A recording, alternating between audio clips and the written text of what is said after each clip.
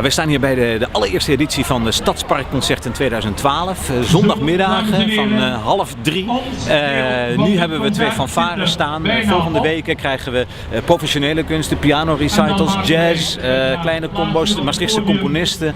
Het wordt een spetterende zomer wat mij betreft. Elke zomer kunst en cultuur naar het Stadspark, naar de openbare ruimte, naar het grote publiek. Voor Cultuurzomer Maastricht. 122 dagen vanaf nu cultuur in en om deze fantastische stad. Vanmiddag de officiële aftrap van Cultuurzomer Maastricht. En dat doen we zoals gezegd hier met dit fantastische optreden van deze 2 fanfares die ook samenwerken. En die op die manier ook laten zien hoe gezamenlijk de cultuur, en in dit geval het fantastische concert vanmiddag, nog mooier gaat zijn dan wanneer u beide apart zit staan.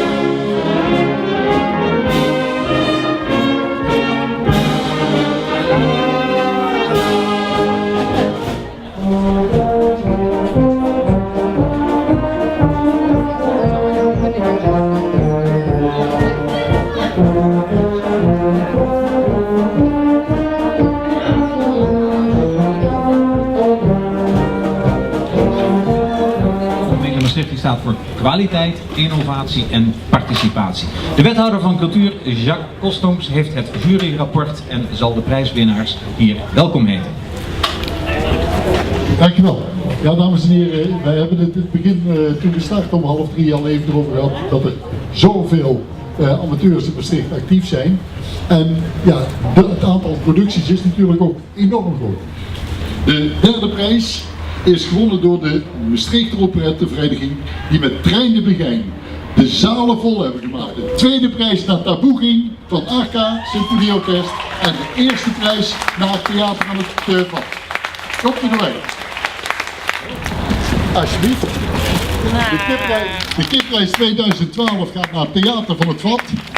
En laat het een aanmoediging zijn om de vele jonge talenten.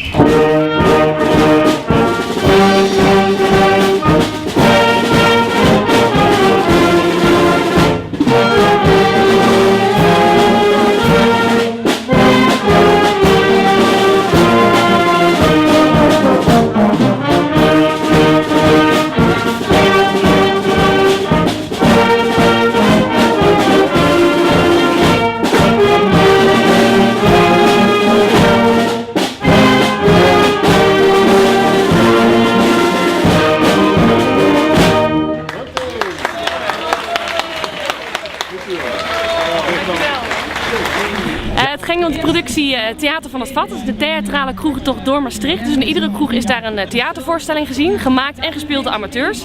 En ik ben daar de initiatiefnemer van. Dus samen 80 man hebben we heel hard gewerkt voor zo'n mooi resultaat met deze mooie prijs.